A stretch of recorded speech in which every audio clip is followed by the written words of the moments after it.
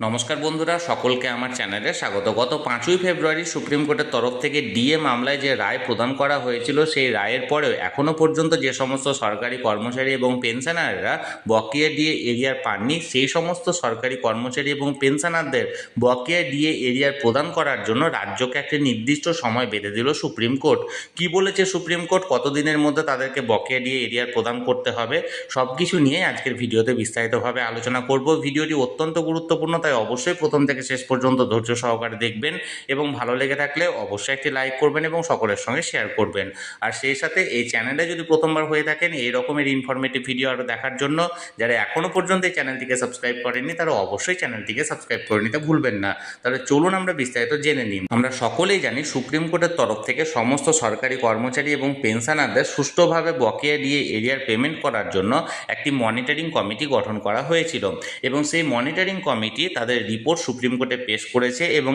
এই রিপোর্টের পরিপ্রেক্ষিতে সুপ্রিম কোর্টে বলা হয়েছে যে সমস্ত কর্মচারী এবং পেনশনারদের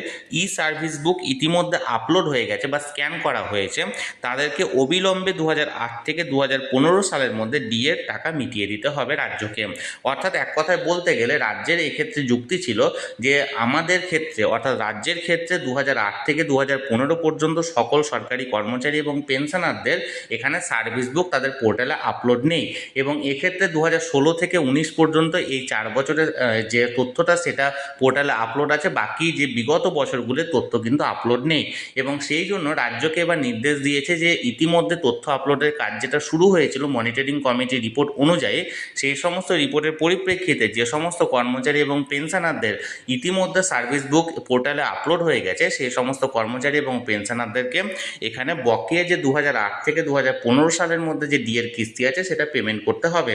রাজ্য জানিয়েছে ইতিমধ্যে 64,759 জনের সার্ভিস বুক স্ক্যান করে আপলোড করা হয়েছে এবং এই সরকারি কর্মীদের প্রথম কিস্তির ডিএ আগামী 3রা সেপ্টেম্বরের মধ্যে মিটিয়ে দিতে হবে, এই রকমই জানিয়েছে মনিটরিং কমিটি। এবং এই 65,000 সরকারি কর্মচারী যাদের সার্ভিস বুক ইতিমধ্যে আপলোড করা হয়ে গেছে পোর্টালে, সেই সমস্ত 65,000 কর্মচারীর এখানে আগামী 3রা সেপ্টেম্বরের মধ্যে বকেয়া ডিএ এরিয়ার পেমেন্ট করে দেবে রাজ্য, এরকমই জানিয়েছে মনিটরিং কমিটি। এর পাশাপাশি আমরা সকলেই জানি গত 6 আগস্ট 2026 সুপ্রিম কোর্টে ডিএ মামলা শুনানি ছিল এবং এই মামলাটির শুনানি সেই দিন হয়ে ওঠেনি নির্দিষ্ট কোনো কারণে এবং এই পরবর্তী আবার পুনরায় এখানে একটি ডেট দেওয়া হয়েছে। দেখুন এখানে কি বলা হয়েছে, ডায়েরি নাম্বার দেওয়া হয়েছে, কেস নাম্বার এবং প্রেজেন্ট বা লাস্ট লিস্টেড অন কবে হয়েছিল 6 August 2026 honourable mister justice Sanjay Karol and honourable mister justice Prashant Kumar এজলাসের, এই দুইজন মাননীয় বিচারপতির এজলাসে উঠেছিল, যেটি কোনো কারণবশত শুনানি সম্পন্ন হয়নি। এবার দেখুন এখানে বলা হয়েছে tentatively case may be listed on কবে,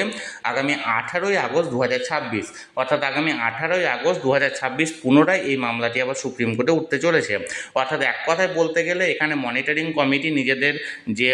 তথ্য বা নিজেদের যে সম্পূর্ণ রিপোর্ট সেটা জমা করেছে এবং এই রিপোর্ট অনুযায়ী কত কী কাজ হয়েছে যাবতীয় তথ্য কিন্তু এখানে শুনানি করা হবে বা যাবতীয় বিষয় নিয়ে আলোচনা করা হবে আগামী 18 আগস্ট 2026, যেদিন এই মামলাটি পুনরায় সুপ্রিম কোর্টে উঠতে চলেছে। তাহলে বন্ধুরা, যে খবরটি আপাতত সামনে এসেছিল সেটি আমি আপনাদের সামনে শেয়ার করলাম। এই নিয়ে যদি আপনাদের কোনো কিছু বলার থাকে বা এখানে কোনো প্রশ্ন থাকে অবশ্যই কমেন্ট করুন, আর এই ভিডিওটি ভালো লেগে থাকলে অবশ্যই একটি লাইক করুন এবং সকলের সঙ্গে শেয়ার করুন, আর সেই সাথে চ্যানেলে প্রথমবার হলে অবশ্যই চ্যানেলটিকে সাবস্ক্রাইব করে রাখুন। ধন্যবাদ, দেখা হচ্ছে পরের ভিডিওতে।